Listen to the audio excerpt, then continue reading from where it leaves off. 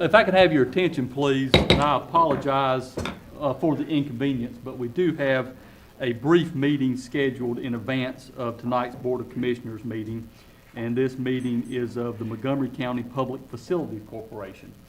And the directors of that nonprofit corporation are by position. The county manager acts as the president of the corporation, the chairman of the Board of Commissioners is the vice president, and the county finance director serves as the treasurer secretary. This meeting should not take but just a few moments. But with that said, I will call to order the Montgomery County Public Facilities Corporation. The Public Facilities Corporation was organized in 2007 for the purpose of assisting the County of Montgomery with acquisition of public financing for the benefit of the general public. At the time, it was the COPS for the Green Ridge Elementary and the jail. We have one agenda item tonight, and that is the resolution for the execution, delivery, and sale of limited obligation bond anticipation notes to finance construction of Montgomery Central High School. As most of you know, the USDA is providing the financing for the high school, but they will buy the high school once it's completed, so the county has to do interim finance for the construction. With that said, do I have a motion to approve the agenda? So moved, Mr. Chair. Thank you. Second. With the agenda approved, now I will turn the meeting over to Paul Jacobson and Russ Hollers. Paul and Russ are our attorneys. Paul is the most fastidious man I know. Every I will get dotted, every T will get crossed, every loophole found, and he creates a dozen more of his own. So, Paul, take it away. Thank you, Mr. Woodard. We'll keep this very brief. You've already given a basic background. The corporation was formed approximately 10 years ago in order to assist the county with financing public projects, such as the high school. The corporation's resolution lists the various documents, the agreements being approved, the forms of agreements being approved tonight. Later on at the commissioners meeting, the county approval of basically the same documents, there are a few differences, will be up on the agenda. And you've explained the relationship with USDA and the short-term financing, so I'd be glad to answer any questions. If not, feel free to proceed with with considering the resolution. Paul, thank you, and Russ, thank you. Any words of wisdom? For anyone who is wishing to read it, it is about that thick. Mr. Chair, one thing that, just for note of interest, the people here in the audience tonight who might not know, Russell Hollers is the county attorney, is our designated county attorney. And Russ, stand up so everybody can see you. Thank you for being here, pal. Paul, Russ, and a team of folks are working on this financing, the purpose being to secure the cheapest financing for the county so we can fund this project for the 2 years until the high school is complete. We are opening bids for the high school on November 29th, so everybody's fingers are crossed until that date. We want to move into the facility for the start of the school year in 2019. We are bidding the project with an alternative. We do not want to pay a surcharge, if you will, by rushing the contractors to get the job done, and so we are going to allow for a mid-year transition to the new high school, so it would open in January of 20, but we are having in the bid package the contractors to tell us how much more money it would take in order to meet that August of 2019 to start the school year at its traditional start time. And so we will have that information on November 29th, and again, we're all fingers crossed and looking forward to it. I will be glad to make the motion to accept the resolution as stated for the execution, delivery, and sale of limited obligation bond anticipation notes for Montgomery Central High School. I'll make that motion, sir. You're second. All in favor? Aye. With that said, Paul, thank you. Unanimous. Thank you. And that would adjourn the meeting of the Montgomery County Public Facilities Corporation. Thank you. And to the people in the audience, thank you for being patient with us with that. CD, thank you. And for people that don't know, CD is also our finance officer here and does a great job with our finances. And we thank you for your service. With that being said, we'll call to order the regular session of the Montgomery County Board of Commissioners, this the 21st day of November 2017. We do thank all of you for being here. Welcome. We're glad to have you. And we have with us tonight Mr. Joe Flowers, a fine pastor here in our community. Joe, we're glad you're here. We want you to come up and give us a good prayer into this meeting tonight. He is with Calvary's Victory Ministries. And Joe, good to have you here. Thank you for being here, my friend. Good to be here. Pray us good, because we need all the help we can. Amen. Greetings in the name of our Father and Lord Christ, Jesus Christ. Amen. Let us bow. Most holy and all-wise God, our Heavenly Father, we thank you for who you are, and all our thanksgiving is unto you. We thank you for this season, and we thank you for this evening that we gather to handle the business of this county. Father God, according to your word, no power be other than by your power, and all powers that be is ordained of you. And we're glad about that, God, because now it is you that we can come unto to ask for wisdom and understanding. So we ask you this evening, God, if you would just guide our hearts and our minds with your wisdom and with your understanding, that we would do the things that would be pleasing in your sight, that we would make decisions that would be righteous for the people of this county. Because you said in your word, oh God, that when the righteous is in charge, that the people will rejoice. So we ask for your guidance, that the people of this county will be able to rejoice according to the works of these commissioners and the people thereof. And we thank you for it in Jesus' name. And in Jesus' name we pray. Amen. Amen. Pastor Flowers, thank you for being here. We appreciate you, sir. Next thing on our agenda is the Pledge of Allegiance. Mr. Manager, if you'd lead us in the pledge. If you are able, please rise and join us in reciting our Pledge of Allegiance. I pledge allegiance to the flag of the United States of America and to the republic for which it stands, one nation, under God, indivisible, with liberty and justice for all. We need to approve our agenda. Do we have a motion to approve? So moved. So moved by Commissioner Copeland. Do we have a second? Second. Second by Commissioner Matheny. Thank you. Are there any discussion? If not, all in favor say aye. Aye. Any opposed? Next thing on our agenda is the public forum. Now, we do have a public hearing tonight. It'll be by the Board of Adjustments. And if you're here to speak at that public hearing, then hold off till we get there. That'll be on down the agenda a little ways. But for any other matter, is there anybody here who would like to speak at the public forum? If not, we will forego the overview of the rules and procedures, Mr. Manager, if that's okay with you. Thank you. And if we need to, we'll go over them at the public hearing we have for the Board of Adjustments. We do have some presentations tonight. Mr. Manager, I'll let you lead us into this, please, sir. Chairman, thank you. Up first is the Foundation Board of Directors of Montgomery Community College.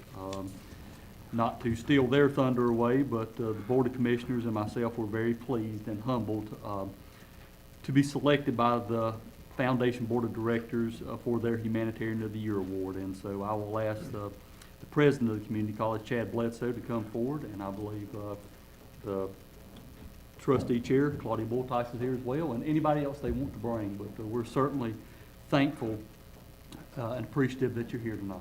Thank you. President Bledsoe, if you would introduce your guest as well, please, sir. I certainly will. Thank you, sir. We are also pleased to be here tonight, and with me at the podium I have Ms. Jean Abbott, who is the chair of our Foundation Board of Directors, and Ms. Claudia Bulltice, who is the chair of our trustees. We also have a number of our staff in the back who wanted to come and see this presentation as well, and so I'll just ask them to stand up if they would. Thank you.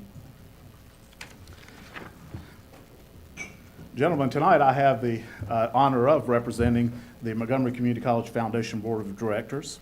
As you may know, the foundation is responsible for raising funds to help support our students in their educational endeavors.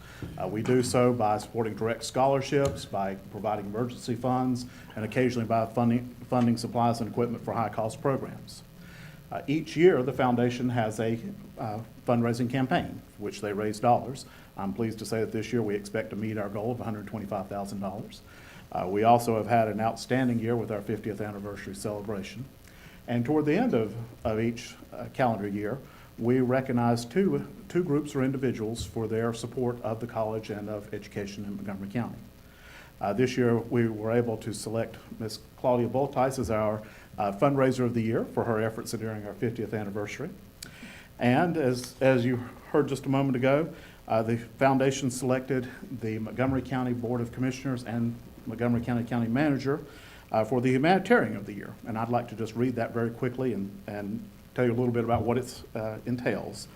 The humanitarian award is given to the individual or group which most exemplifies a spirit of goodwill and generosity, not only to benefit Montgomery Community College, but the community at large. And over many years, but certainly over the last year, the county commissioners, the county manager, many others in this community have undertaken an effort to fund a central high school and a joint technical building that will be utilized by Montgomery Community College. And as Mr. Woodard said, in just under 2 years, we're going to occupy a state-of-the-art facility. We're going to be able to have programs that are going to increase and improve our partnership with the public schools. Students are going to get to have classes in robotics, mechanical engineering, mechatronics, health sciences, sciences in general, that they have never been able to have before in this county. And I can tell you that that is going to be a turning point for not only the county schools, but for this community college. Our students will graduate from great facilities. They will graduate faster from the community college, and they're going to be able to compete with anybody that they meet out in the world. So we are very, very excited. To that, we certainly thank you, and we want to present this award to you. And I'm also going to call up Lynn Epps, if she will, to come and bring some mugs. We have a plaque we'd like to present to each of you, hopefully to hang in the county manager's office. But we also wanted each one of you to take a little something home with you. So, Lynn, if you'll want to see one of those for just a second. Mr. President, it's all right, we'll just come down and get them. And I'm going to tell you about this because we have some mugs that were made by our pottery department that have our 50th anniversary logo on them. And I think that that's quite fitting because 50 years ago, some folks sat in your position and they had the foresight to fund Montgomery Technical Institute. And gentlemen, I think in 50 years, somebody's going to be talking about this Central High School and joint technical building. So please, come down.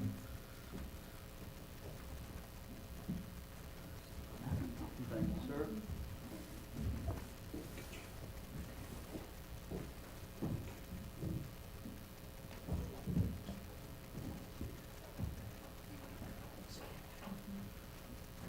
Mr. Chair, if you would come here and let us, I'll let you stand for these two nice ladies.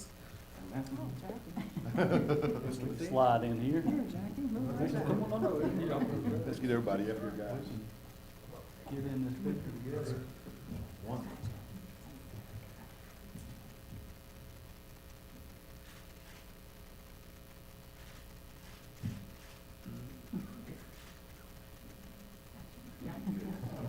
Thank you, thank you.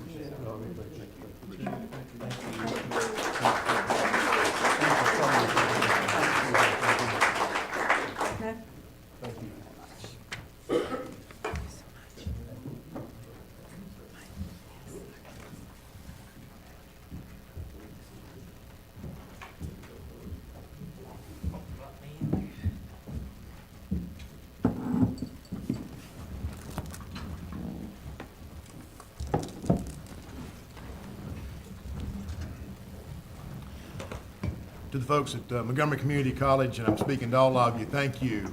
This is really an honor. It's emotional, and think back a long time ago when I was around when the college first came, and you can see some people in here, especially my wife, whose parents had a lot to do with that. And well, I could go on and on and on about, get on a real emotional tear about this. It's an exciting time. But I'll allow the commissioners to say anything they want to say about this. I know Mr. Matheny worked hard he was head of the task force and did a lot of work with this, and a tremendous amount of work with this, and everybody needs to speak on this. Well, I'd like to say thank you to the college and the foundation. We appreciate the award, but we appreciate more the efforts that you and the schools have put together cooperatively to develop the education program that will take place in the new facility. So thank you. Thank you very much for the foundation and the college, and appreciate everything y'all do. Thanks ever so much for all that you do I'm old. I remember when I first started at the college, it was the Institute. So that kind of tell you how old that I am. And the thing that's most exciting is the new early college program that's going to save parents lots of money, 2 years of tuition. So that is very, very exciting for this county, and I'm sure for a lot of the parents too. So thanks ever so much for all that you do. And I certainly appreciate this honor. I've got a long history with the community college and all of it good. As far as I'm concerned, but I certainly am humbled by this award, and thank you for your efforts. Thank you. And so we can do a little advertising. Lynn, you got a great entertainer coming to town to end your 50th anniversary at the college. What's the date? December, at the Garner Center. David Browning, who most of you probably know as the Mayberry Deputy. He will perform one of the best Christmas Carol shows that you have ever seen. We know him. Some of us know David. We had him here. My wife was chairman of the theater to do a show a few years back. Nobody left there with dry eyes or smiling faces. He does both ways. So it's free. I think it's a free show, isn't it? Just going to do one show? What's the date? December 8th, doors open at 7, show starts at 7:30. Okay, and I would strongly encourage you to come out and see the show. It'll be good. All right. Chairman, if I can, I'd like to just make one brief comment to the Foundation Board of Directors. I certainly appreciate the work you do. I know that volunteer board is one of the most difficult in the county because you have to go out and beg people for money. And that's always a tough thing to do. On the opposite, converse of that is the satisfaction. Most of you know that in a prior life, I was foundation director at the community college, and when you help a student earn a degree, that is one of the most satisfying things. And the board of directors that were really engaged and involved, you could see how much that meant to them, and they felt like they were giving back. So I certainly thank you, and I would be remiss. I cannot think about the Montgomery County Community College Foundation without thinking of Mr. Earl Connolly. Mr. Connolly was a staunch supporter of foundations, not only at the college, but also the North Carolina Community Foundation. Mr. Connolly taught me a lot personally. He truly believed in brick by brick, dollar by dollar, building that foundation of support. And so I'm certainly thinking of him tonight, but thank you for all that you do. Thank you. Okay, and again, thank you. Next thing on our agenda is the Regional Partnership Workforce Development Report, their annual report. And we've got Mr. Bain here. He's the director, James Bain. We appreciate you being here. Always exciting to hear your report as well. Thank you, sir. And I saw you shaking your head a lot, so you must agree with what we're saying about education here today. Absolutely, and I think Montgomery Community College is a prime institution in this state. Thank you. Do you mind if I approach? Absolutely. Start right there and come around. Sir. Thank you, James.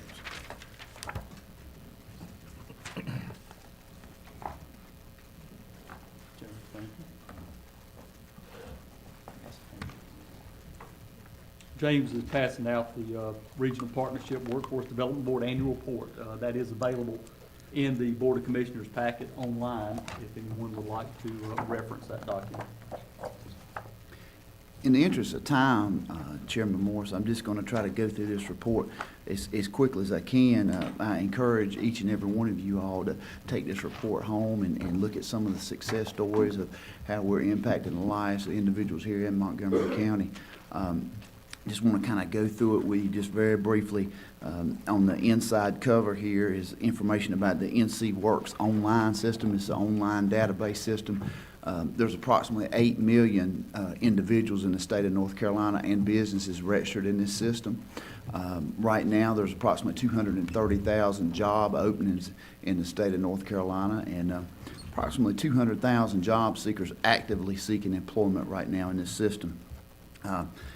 I want to guide you over here to the other page on the right. It shows the location of our 5 career centers. We serve 5 counties, as you're very well aware: Alamance, Montgomery, Moore, Orange, and Randolph counties. And has the location of our career centers I'm pleased to let you know that Montgomery Community College is now operating our Career Center and operating our adult and dislocated worker programs, and we're very happy to have that and have their innovation, and we're real excited about our partnership this year.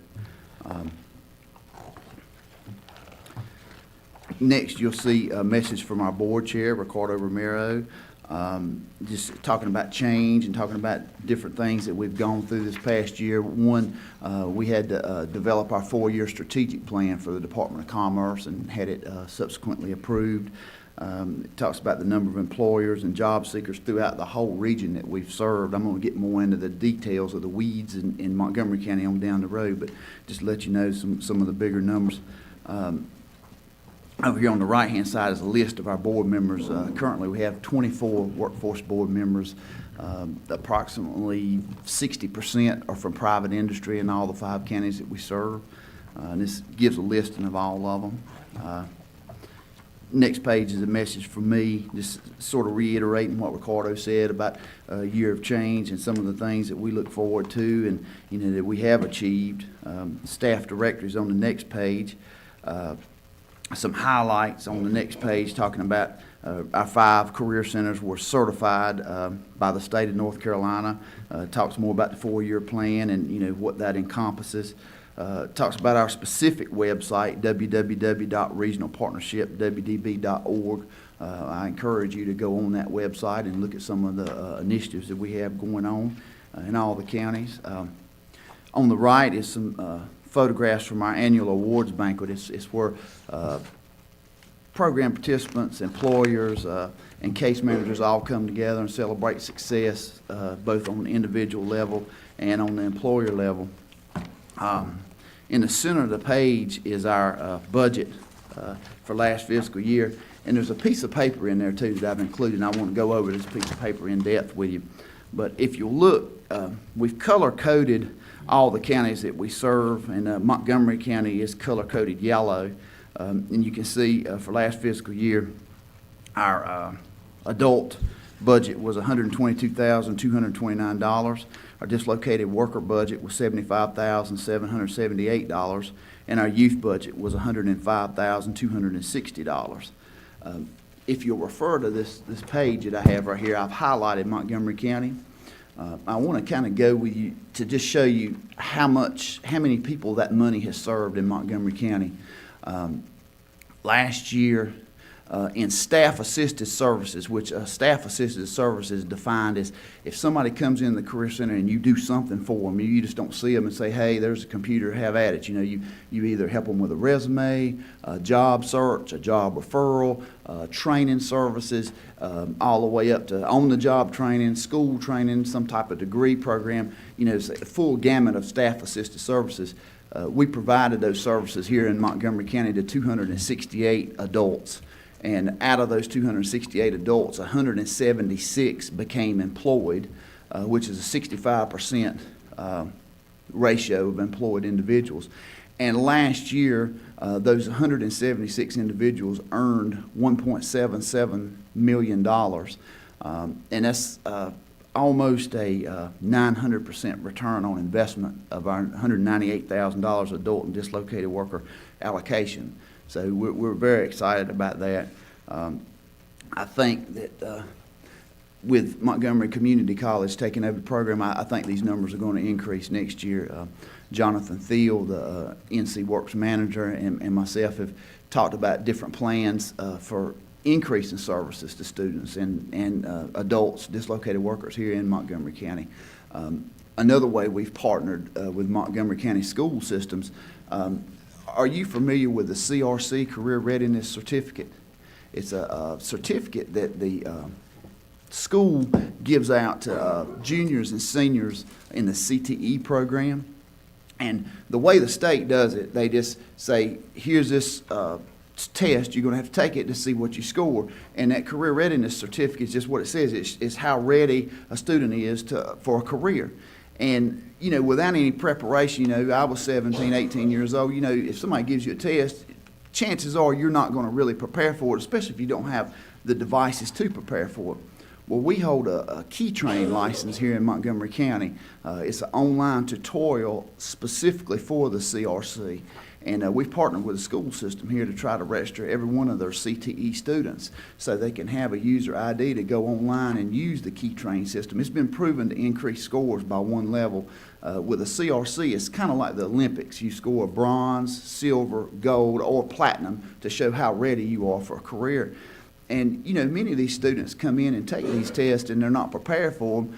And when they get the results back, it may lower their expectations of a career. You know, if they would have just simply prepared for the test and scored a better score, you know, it would really broaden their perspective. Hey, I got a gold, you know, I can, you know, work in IT or, you know, work in mechatronics or something like that instead of, you know, a lower level career. So that's one way we've really been trying to partner with the school systems in all the counties that we serve.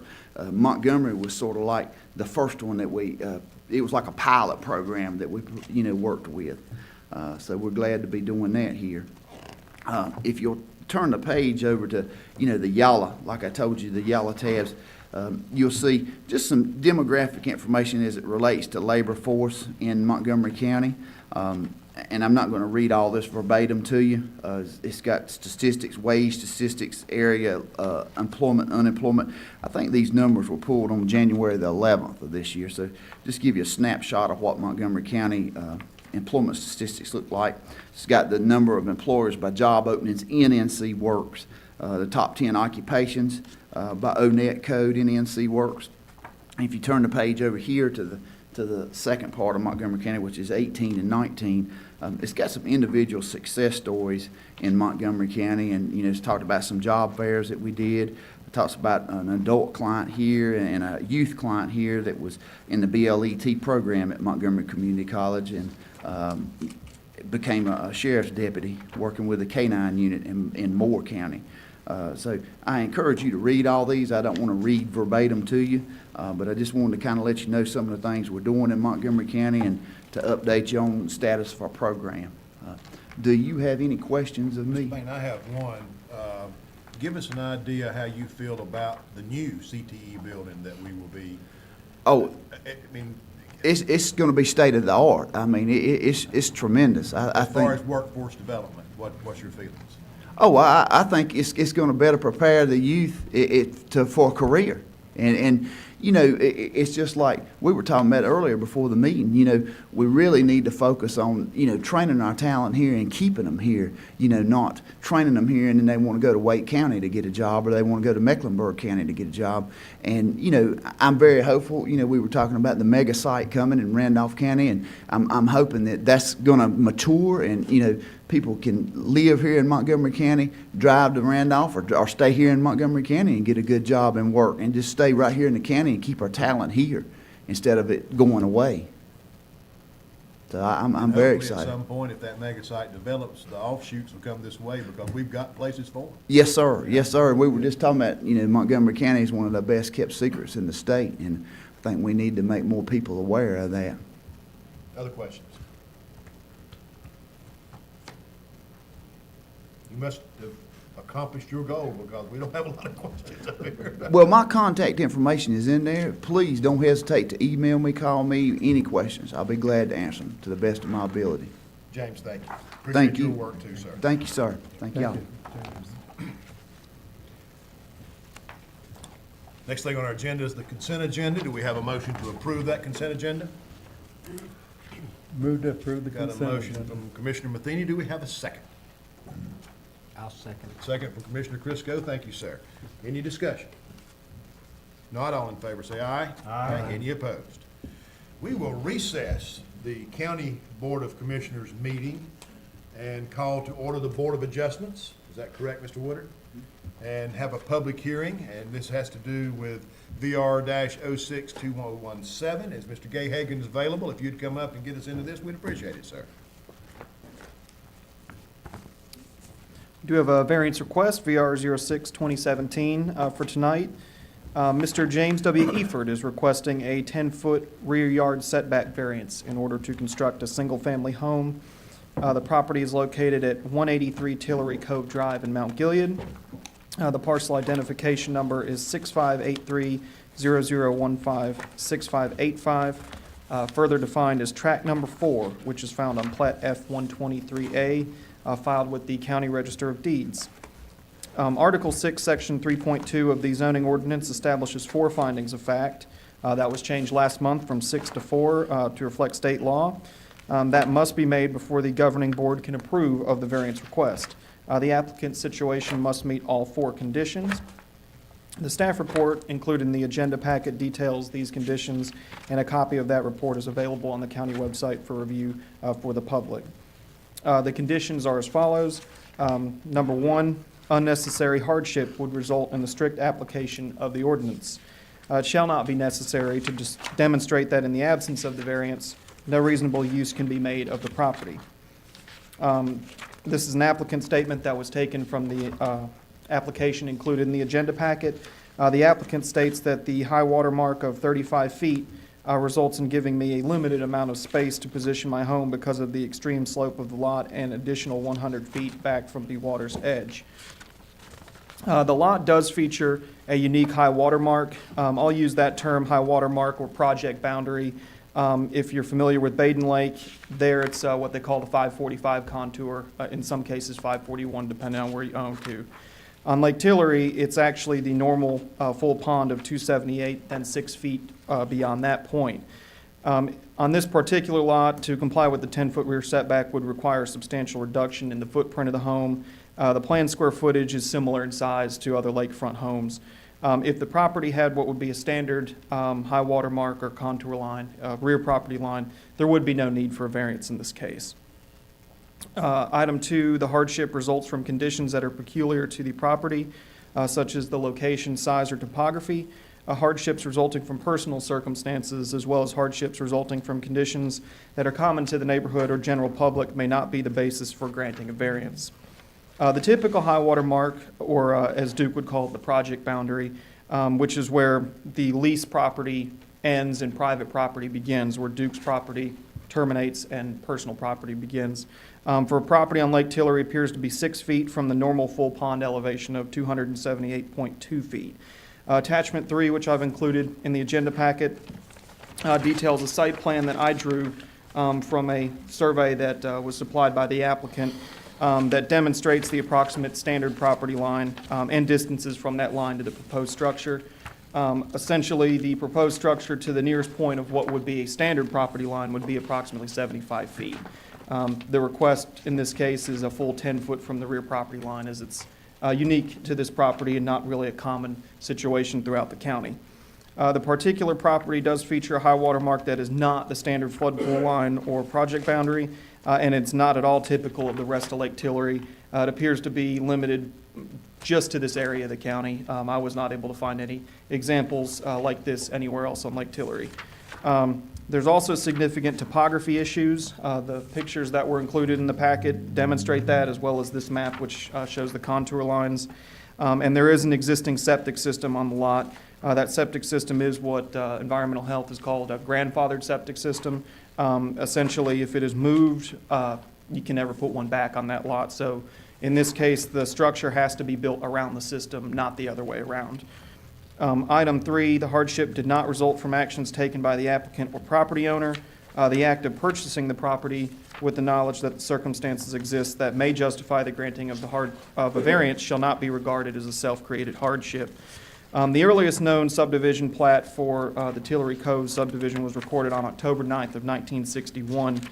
Mr. Eford, the applicant, finalized purchase of the property on March 23rd, 2017, after approximately 17 or 18 years of working on that lot with Duke and CP&L to purchase it. As demonstrated previously, the lot does not have what would be considered a normal rear property line for lakefront parcels on Lake Tillery. Of course, this is no fault of the applicant. If the property line was standard, again, there'd be no need for a variance. I did reach out to Duke Progress and spoke with Ronnie Lawson this morning about this particular property. In the application, Mr. Eford has stated that it was used for surveying purposes. That was learned from a CP&L employee. Mr. Lawson didn't have anything to offer on that. Of course, this project first began or was predominantly a CP&L project and just transferred to Duke within probably the last 5 to 6 years. So the history may not be known to Duke employees, but the pictures demonstrate that there's a pretty clear view to the dam. So, it could be used for surveying purposes, but in this case, it's really irrelevant why the line is what it is. It's no fault of the applicant, and there's not really a way to change that property line. Item 4, the requested variance is consistent with the spirit, purpose, and intent of the ordinance, such that general public safety is secured and substantial justice is achieved. The intent of the 10-foot rear yard setback is to ensure that structures are located outside of any floodplain and that there is a uniform buffer maintained between structures and the lakefront to protect the viewshed of adjacent property owners from their own rear property line. Of course, it's not to be expected to have a clear view of the lake from your side property lines because a house is naturally located next to you. It does not appear that the viewshed from the rear property line of Lot 9, which is adjacent, will be directly affected by any structure, even with the variance approval. In fact, it will actually allow the structure to move further away from that property. The only encroachment is the rear setback line, which would affect Duke Progress property only, if there's any effect at all. And as required by law, all adjacent and adjoining property owners were notified of the request. Again, I did reach out to Ronnie Lawson. He confirmed actually that the standard project boundary is around 6.5 feet from the full pond elevation, putting the standard line around 284.7. Let's see. The variance request will not serve to change any zoning designation and will in no way permit a use not permitted in the residential 1 zoning district. I'm available to answer any questions the board may have, and Mr. Eford is in attendance tonight if you have any questions for him as well. Questions from the board? No? Mr. Wood, this is a quasi judicial hearing, am I correct about that? Thank you. None? Yes.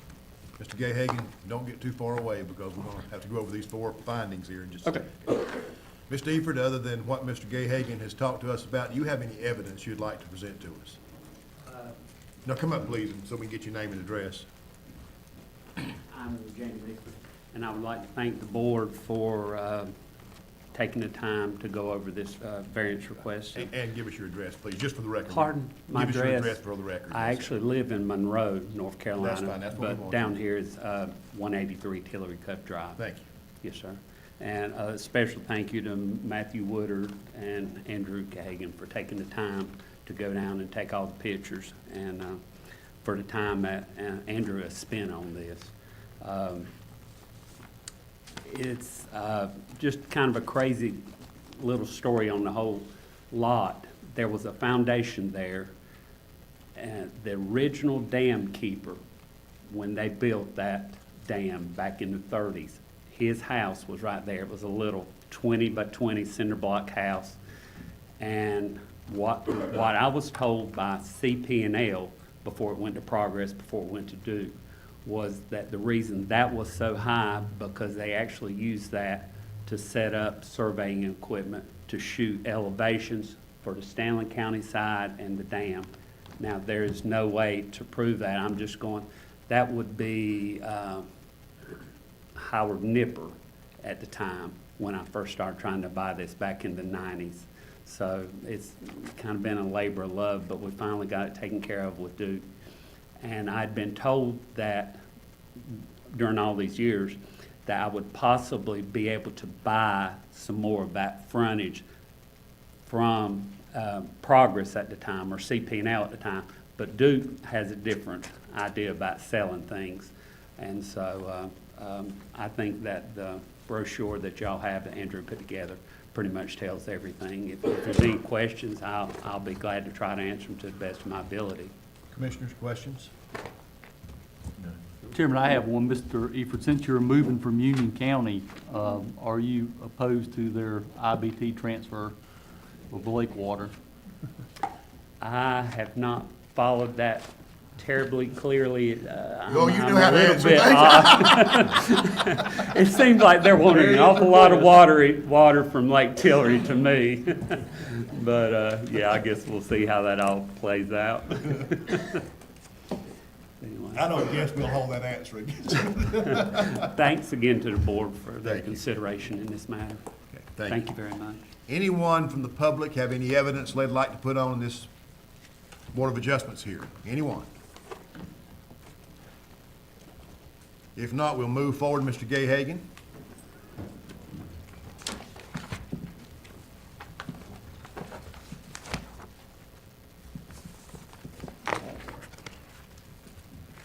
Again, the zoning ordinance establishes 4 findings of fact that the board has to make in order to approve of a variance request. The condition is item 1, unnecessary hardship would result in the strict application of the ordinance. It shall not be necessary to demonstrate that in the absence of the variance, no reasonable use can be made of the property. Board comments? I feel that that's been satisfied. Thank you. Given the explanation that we was given. Item 2, the hardship results from conditions that are peculiar to the property, such as location, size, or topography. Hardships resulting from personal circumstances, as well as hardships resulting from conditions that are common to the neighborhood or general public, may not be the basis for granting a variance. Mr. Chairman, I believe that item 2 has been met by the facts in the case. Thank you, Mr. Matheny. Anyone else? Okay, Mr. Gahagan? Item 3, the hardship did not result from actions taken by the applicant or property owner. The act of purchasing the property with knowledge that the circumstances exist that may justify the granting of a variance shall not be regarded as a self-created hardship. And Mr. Gahagan, I think we're in compliance with that particular portion of the 4 standards. Okay. And item 4, the requested variance is consistent with the spirit, purpose, and intent of the ordinance, such that general public safety is secured and substantial justice is achieved. I believe that's been met. Thank you, Mr. Crisco. Okay, anything else, Mr. Gahagan? That is it. Is this stuff taken, Mr. Smoot, by the Board of Adjustment? Do we have a motion to approve the variance? Mr. Chairman, I move to approve the requested variance. We have a motion from Commissioner Matheny. Do we have a second? I'll second. Second from Commissioner Wooten. Are there any discussion? Not all in favor, say aye. Aye. Any opposed? Mr. Eford, good luck with your project. Anything else for the Board of Adjustments, Mr. Woodard? That's it. We will adjourn the Board of Adjustments meeting and return to the meeting of the Montgomery County Commissioners. That public hearing is now final, and we're into the manager's report. Mr. Woodard. Chairman, Commissioners, thank you. The first item is harking back to our meeting before the Board of Commissioners. It's the resolution that was adopted by the Montgomery County Public Facilities Corporation approving the proposed sale of limited obligation bond anticipation notes for financing the high school. I will ask Paul to come back up. And Paul, if you haven't met Andrew, he's the second most fastidious man I know. So, you should spend time. We've spoken on the phone, yes. Good evening again, members of the board. So we're now, of course, with the resolution I mentioned earlier, the resolution of this board. It's a somewhat lengthy resolution, 8 pages. I'll go through it just very quickly. As Mr. Woodard indicated, the documents involved are rather lengthy, and that's not all the documents. We'll get the closing documents in January. But this will be the last, I believe, the last official action required of this board in terms of the financing for the interim financing. The resolution, of course, goes through the relationship of the county and the Board of Education. Been working together on the project. County owns the property. We'll lease it to the Board of Education for the term of the financing. As you know, this involves a public sale of these notes issued really by the corporation based on the agreement from the county on a year-by-year basis to make the debt service payments secured by the property itself being financed with a deed of trust. All in favor of a corporate trustee, U.S. Bank, which in essence represents the note holders. And so it's a little complex with various parties. But because of the size of this, it was determined not to be feasible, as you know, to deal with a bank for the installment financing. So with a public sale, it gets a little more complicated. The documents, of course, are the documents involving the county, the corporation, the corporate trustee, and the underwriters, as well as the school board. So, and it sets up that flow of funds, sets up the security for the protection of the note holders, people who will make those investments, in this case, the short-term investments until the final takeout loan from USDA. The resolution sets forth some parameters in terms of the maximum dollar amount, with the $70 million as a max, probably be less than that, with a maximum interest rate of 2.85%, and I'm told that the expectation, it will be less than that on these short-term notes, because it's only for a very, very short term. Are there any questions concerning the resolution or any of the documents being approved at this point? Questions from the board? No, I know you all have been working on this for quite a while, so you're familiar with the process and what's Off and going on, on. probably 30 years. Yeah, depending on how one looks at it, it could be that long, right? Any questions? Not? Then we need to approve, correct? That's right. Do we have a motion to approve? So moved. Got a motion to approve Commissioner Copeland. Do we have a second? Second. Second from Commissioner Matheny. Any discussion? Not all in favor, say aye. Aye. Any opposed? Thank you. Mr. Jacobson, Mr. Hollers, thank y'all. Mr. Woodard. Chairman, thank you. Last item on the agenda is the county reports. As always, the people who do the actual work in the county are present. Chris Hildreth, Molly, the sheriff's here, the finance office, CD, Belinda, and Misty are here, Brian Helms, IT and 911, HR department, Amanda in economic development. I certainly appreciate staff's attendance to the Board of Commissioners meeting, and they can certainly answer any questions about the workings of the county. As always, their reports are included in the agenda that is found online.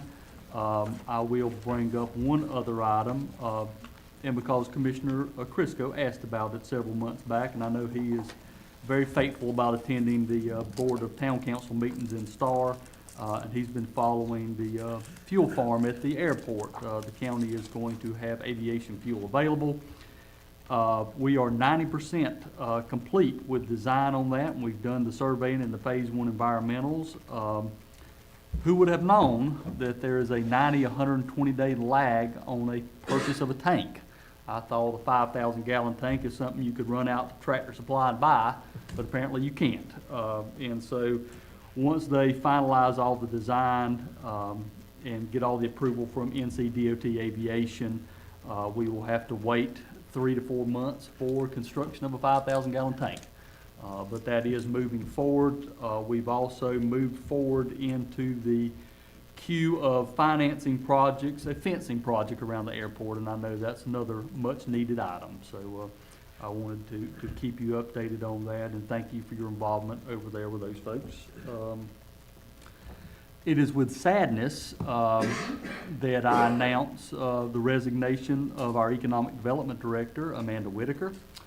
Amanda was cold called for a job. There was a merger of engineering firms, and they were throwing names around as to who to head up their grants department, and Amanda's name was at the top of the list, and so they came hunting for her. And we certainly understand that.